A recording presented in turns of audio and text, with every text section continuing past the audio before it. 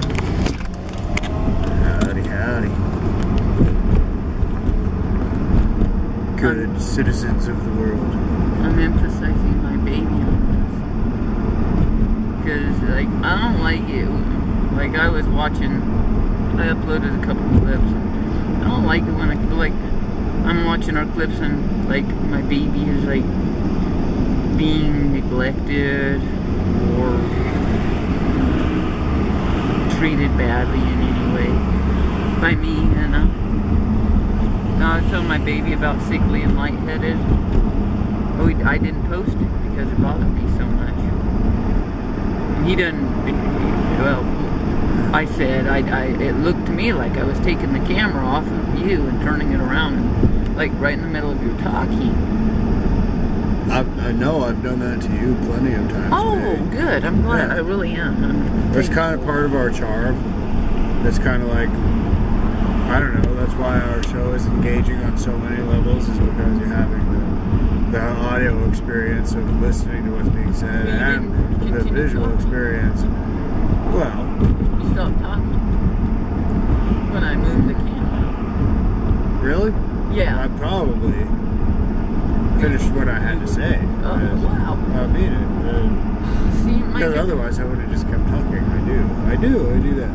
My Good for baby you. worries that That's sometimes what you I'm should. more loquacious than other times, you know. Yeah, I'm pretty loquacious all the time. And for one thing, I like listening to my baby talk. It soothes me. So, I don't know, it works nicely for us if my baby has something that she feels like saying and I'm not feeling very loquacious. Well, I love to have, everybody loves to hear you talk, babe. Everybody. And everybody likes to see you on camera. It's mesmerizing. But, not to mention wonderful and comical and everything. But I asked my baby, do you remember me doing that? He's like, nah, that's never happened. Where, like, you've taken the camera off me where I felt bad or something. No. And I'm My like, baby often apologizes for interrupting me, and I was like, when did you interrupt me? Yeah. well, they could probably agree a lot of times, but I think it's... And then I notice the times when we're like filming and my baby isn't even done saying what she's trying to say, and I'm like offset the next thing right in the middle of it. Good for you. I like it too, babe. I'll point it out when I Really start do. seeing it. I like it. Like, see you there, baby. There I am doing it. Good. I'll be Okay. happy if that's true. It is true, baby. Because that's part of the beauty of our timing, is that we interrupt one another or talk at the same time or whatever. That's wonderful. But I said, you know, like, maybe today I was watching all these clips and posting. I tried to post 3 of them, but I got upset over sickly and lightheaded. And I ended up accidentally deleting 8 it. And so, well, it's there. I'm going to have to just remake it into a movie and upload it. But,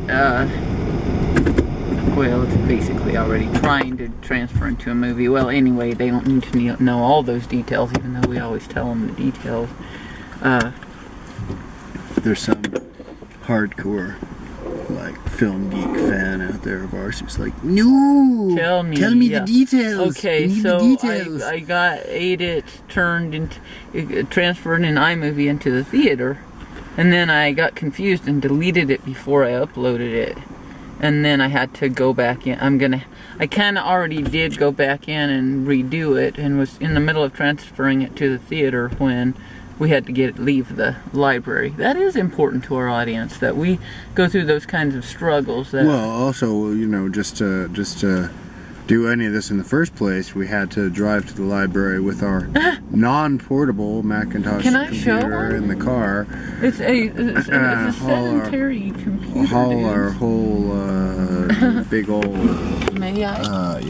Our whole computer package, as it were. It's like the whole entire the computer, library, like a whole regular, real computer. That's a desktop computer, a Mac. But anyway, we have to take it into the library. Me and my baby have to set it up, along with plugging in phones and battery chargers. And you know, personally, our lives are kind of in a place where I don't know what we can do in the course of a day is kind of limited. We're restricted by lack of funds, probably as much as anything. And so, because we have no funds, there are limits to what we can do. So this lifestyle, where all we can do is sit in the RV and spray ourselves with water bottles and go to places where we can plug in the batteries and chill out while our batteries chill, and sit in the car for long periods of time and engage one another and lively conversation and film it a lot of times. And go into the library, even though yes, it means hauling a big bag of stuff in there to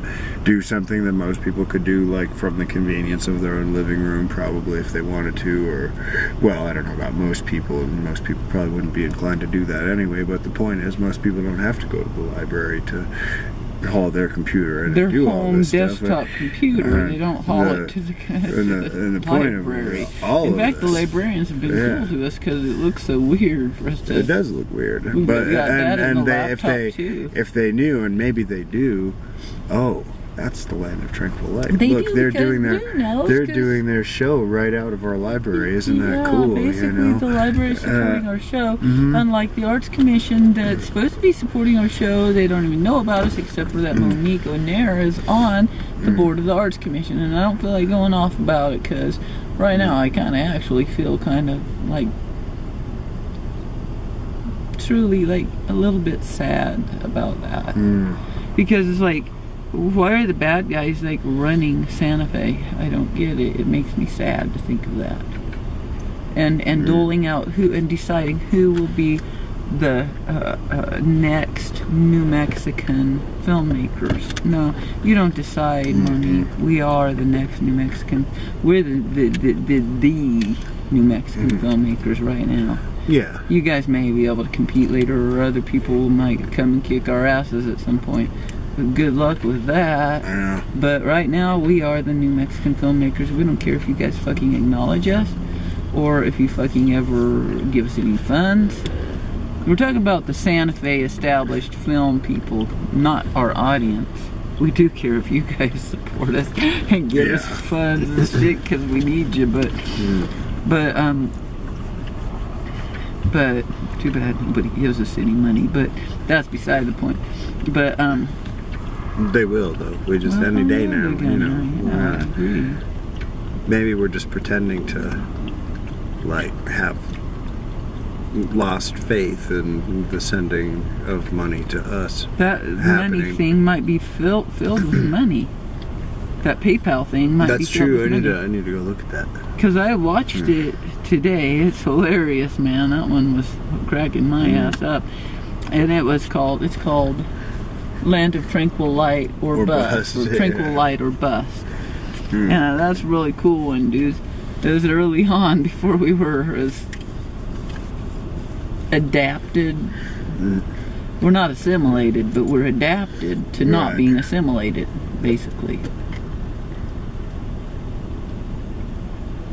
Do you agree with that? Like, we're kind of adapting to not assimilating and the hardship that creates for us? It's a strange way of putting it, but that seems to be what we're doing. We're kind of adapting to being marginalized, oppressed, and sidelined. It's kind of like life is saying, you'll eat your oppression and persecution, and you'll like it, and we're like, okay. We're like, we will be oppressed and persecuted, and we're gonna make the most out of it. Dudes. We're gonna film your butts, and we're gonna put it in front of the mayor and stuff. That reminds me. If the mayor doesn't respond in a way we like, we'll talk about the mayor next. I never did say why, about these long days that we have. These long days of doing what little we can do in the situation that we're in, and otherwise just sort of breathing and biding our time. I'm enjoying this. We're deciding we like living in Sam's Club. It's quite nice. Sam's Club. Okay. Look at this is our window that we look out. Well, it's not. This is the front window of our car, but this is kind of what we see when we look out our windows of our RV. This pretty wall with plants and stuff. Oh, I wanted to tell them though about the about sickly and lightheaded. I was sickly and you were lightheaded, babe. Okay. That basically there you are. But you can they see you here? Let me, Oh yeah. cool. Okay. That. Oh. Feels strange. Well, I'm kind of leaning forward. Okay. My seat is leaned back. There. I wanted to. There. I needed some shoulders. I felt like. There. Cool. I get it. But that I was like, we had to have watched that and laughed about it, and then put the name on it and said, oh, let's post that one here pretty soon, we'll name it. And then I found it and I watched it and I'm like, this is tragic. And then I'm like, my baby agrees that our show is a, remember? A joke? Well, a joke. Well, it's a joke, definitely. And Rorschach ink blot. Well, it's a collaboration. It's a collaboration. But the part I was getting to was the Rorschach ink blot. Oh, that. Yeah, whenever you look at our film, most of what you're seeing is yourself. That we're basically just a mirror to you. And you should be laughing at every single one of our clips. If you're healthy and well-adjusted, like we are. Well, there's that.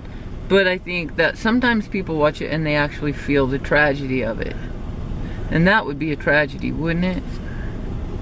I think, okay, I'm going to say yes, but I'm also going to say that it would be a tragedy if they didn't every once in a while. If they didn't every once in a while look at it and like, go, God, they suffer, man. They suffer, heck dudes. Yeah. It's, you know. Those poor dudes suffer.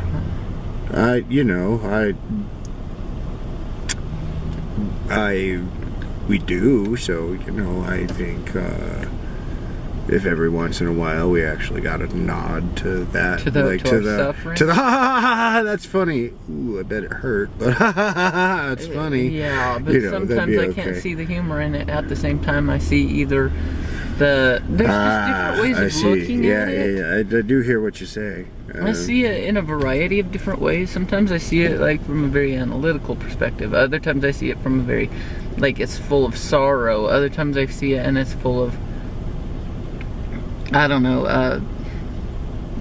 well, sometimes. Well, all sorts of stuff. Sometimes. Even stuff that bugs me, you know. Well, I don't want to give away too much. Yeah. So, I don't know. I'll just say that comedy is, I think, and my baby, I know my baby agrees, is a good vehicle for expression, all sorts of expression, including expression of one's true feelings, you know. Right. Maybe it does make it a little more palatable, maybe a little more easy to hear. Yeah, audible. Like, yeah, I can hear that. I can hear that because at least when you present it this way, it doesn't hurt so bad. But, right, when you look like a fool when you're presenting it, and we know what we're how we're really feeling, what we're really saying, what we're really expressing, and that people are gonna laugh at it. Yeah. But sometimes, yeah, I watch our clips and I see it like with the humor removed because I haven't brought my own humor to it, I guess, when I'm watching it, and then some of the, it's all in there. Yeah, and then some of the pain comes more to the surface. See, that's what I'm saying. I don't think that's the way that people are supposed to be seeing it. I think it's supposed to be hilarious. Because that's how we see it, and that's how we like it. That's how we enjoy it. So here I am. Not as serious. It hurts to watch pain. It hurts to watch pain, and that ain't real. You just said that that's not what really happened in that clip. Right. So, like, why did I see it? Because I actually, like, maybe projected it onto it. So that I could, like, grapple with that question in my mind, have it reflected back to me, so that I can come back and go, wow, I will sure always want to treat my baby with total respect all sweet. the time. And, well, So that's what I really want. Sweet. Yeah. Shows me all my sorts love. of respect. But, so, but then my baby said, well, that's not even what happened, so I could probably go back and watch it again. And maybe it would be hilarious again. Sometimes they're hilarious, then they're serious, then they're hilarious. That's why you guys have to watch them more than one time. Watch them like at least 3 times. Yeah, I would. And you'll probably see them 3 different ways. But definitely you got to see it where the part where you're laughing so hard that stuff's coming out your nose and stuff. Because that's really that's what it's meant where to I feel be. like Yeah, that's where it's really about. at. That's where it's really about. Every once in a while, if you see something tragic, then you know that you're not alone in your pain and that we're there with you. And we'll just remind you all again, it's okay. Thank you for being to there look at us and go. These people are. I'm even gonna say it's okay. These people are idiots. Yeah. As long then laugh at us because we're idiots. Please laugh at us. And in some of our clips, we'll try to persuade you that we're not idiots, but it's probably going to seem really idiotic to you, and that's okay. But what we're doing here is not for you to try to figure out necessarily, although it'd be good for them to try. But what you're really trying to do is, well, laugh at us. That's what your job is to laugh at us. And to laugh at yourselves. Ultimately, you're laughing at your own Because my baby pain. said, you know, we're like a mirror, so... Yeah. So, if you can laugh at us, you can laugh at yourself. We're trying to give you permission to do that. We're trying to give you permission to do that. Instead of respect yourself, it's laugh at yourself. Yeah. Yeah, laugh at yourself. 'Cause you're really goofy, and you're really funny, it's pretty funny the way you do what you do. Because you're funny too. 'Cause you're funny too. Let's say you're funny too. And that's what we're trying to get you to do, is laugh at yourself. People go around this world taking themselves a little too damn seriously and then going crazy and hurting people because of it. And if you guys can laugh at your own suffering, then you're as enlightened as we are, which we're barely enlightened, but that's a little bit better than not being enlightened at all. Yeah. You know, because, like, if you're not enlightened at all, then you're kind of just, like, there in the dark. You're in the dark. And I guess the first spark of enlightenment then would be looking around and going like, whoa, it's dark. You know what? I gotta open up some blinds. I gotta let some light in. I gotta let some light in. So watch our clips. Yeah. We say that even in the dark there is light if you watch our clips. But here, that's the thing. I think there are 2 kinds of people who think we're hilarious. People who are severely depressed and people who are in a really high life condition. And the kind of people in the middle, in the more boredom range, and we're bored with life thing, I worry about what they're gonna see in our clips. They might see boring stuff. Right. That's because they're boring. If you see boring stuff in our film, you're boring. If you see exciting stuff, like people have told us, you're exciting, right, babe? Yeah. Totally. So, like my brother Randy, he sees exciting stuff in our film clips. It's because he has inner excitement. He's exciting. He brings that excitement to our film clips. So, I think we better go in, babe. Okay, I'm getting hungry. August 16th, 2016, 8:32 p.m. We didn't eat that long ago. No. But we're gonna go inside and probably... We got some good snacks. Yeah. We're gonna go have some. And we're gonna... Watch our clips. Yeah, of course we are. We're addicted to ourselves. People think we're narcissistic, babe. We're not narcissistic. I think I'm very narcissistic, but I think you're narcissistic too, babe. But Is there anything wrong with that? That's the question. This is the age of narcissism, isn't it? Isn't it time the common, ordinary person decided, no, I am somebody? Yeah. And that's why we deserve to get famous, you guys. Because we are somebody. Yeah. That's that Tracy Chapman song. I was thinking Jesse Jackson. Oh. He used to go around telling people that. Or telling people to tell them that about themselves. Oh, really? I am somebody. I am somebody. And then I am. Tracy Chapman singing in that car, that fast car song. What's the song? She could maybe we could be someone, be someone, be someone. Yeah. And we are someone, just like someone. Tracy Chapman knew she was. We know we are. Do you know we are, or are you doofuses? Do you know you are? Do you know you or are? Are you a doofus? Well, that's true. They are. Don't be too hard on yourself, though. We're asking you not to. We're asking you to laugh at your own doofusness. But I think that, unlike maybe some people who are watching our clips, I don't know, do you think that they're all trying to do what we're trying to do? I'm talking about we are someone in a very specific sense of what we're trying to achieve, and that they are watching us. Some of them are our enemies, and they're denying what they're denying. And that's unfortunate, because they know better not than denying the people that they're who our enemies, don't but know that we're talented and stuff. that we're talented. And They're that's why. denying that we're talented. Yeah. That's what I'm talking about. Yeah. Do you know that what's that song about that Tracy Chapman sang? That's that we could be someone, be someone. Yeah. Will you sing the actual song? Well, I can't remember the words. I'm not good at that. My baby is, but okay, it goes. You got a fast car. I got a ticket to anywhere. Been working in a convenience store. Something, saved a little bit of money. Don't have to drive too far. Just cross the border right into the city. You and I can both get jobs. Yeah, both get jobs. Well, our job is this job. Yeah, don't look at us. We are already employed. Yeah.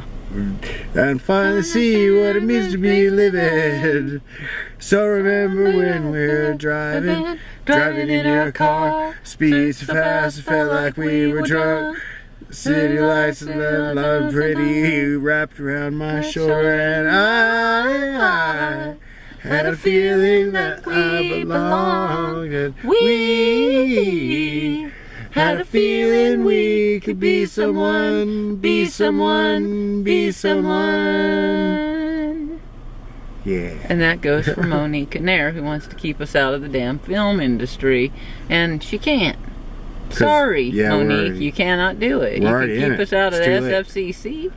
You and all your cohorts out at SFCC. I don't know why it's been bugging me lately, but you can keep us out of the SFCC. You can even keep us, I don't know, probably do all sorts of bad stuff to us, like silence us, try to silence us. I was going to list some bad things, but I don't want to give anybody ideas. I think she's probably thought of all of them already, and you can be on that arts commission, and you can try to keep it silent that we even exist. But guess what? I might be, like, interested in being on the arts commission myself. So you might have to put up with me.